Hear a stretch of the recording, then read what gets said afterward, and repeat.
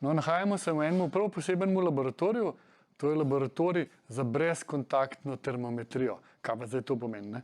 To pomeni, da se tukaj not ukvarjamo s senzori pa merilnimi inštrumenti, ki merijo temperaturo nadaljavo. Zakaj bi pa to zdaj en rabo? Ne? Recimo takele kamerce, ali kako bi tole imenovali, te škatli se reče pirometer in pirometer je inštrument, ki na delač meri temperaturo. Tak termometer torej v eni točki, kole skozi pogledaš in v tisti točki, kamor on cilja, on zmeri temperaturo.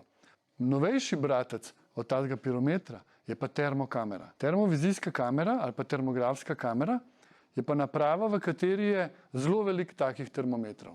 In termokamera zgleda pa takole. Spet zgleda tako, kot je ena taka kamera, s to razliko, da ima tukaj tak barven zaslon. In ta barvni zaslon zdajle kaže tele luči klele gor. No in termokamera, smo pa rekli, da ima takih termometrov ogromno, blazno veliko tukaj noter. In zaradi tega je tako termokamero zelo težko preveriti, a ona točen meri ali ne. Kaj sploh pomenijo te številke, ki so tukaj gor? Takle termometer se umeri ali kalibrira na ta način, da on cilja eno tako luknjo. In taka kamerca direkt v tisto luknjo gleda teh 500 stopinj. Takale kamera je pa spet problem. Termokamera namreč ima noter ogromen teh. In take majhne luknje ne bojo ta prava stvar. Zaradi tega se pa uporablja takole mašino. No in to je trenutno največje črno telo na svetu. In trenutno sta na svetu, vsaj po naših podatkih, samo 2 taki škatli.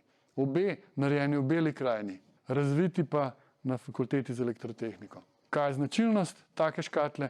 Da ima ogromno velikansko luknjo. In v to luknjo taka kamera zre. In če v luknji jaz nastavim recimo 50 stopinj Celzija, mora tudi kamera kazati 50 stopinj Celzija.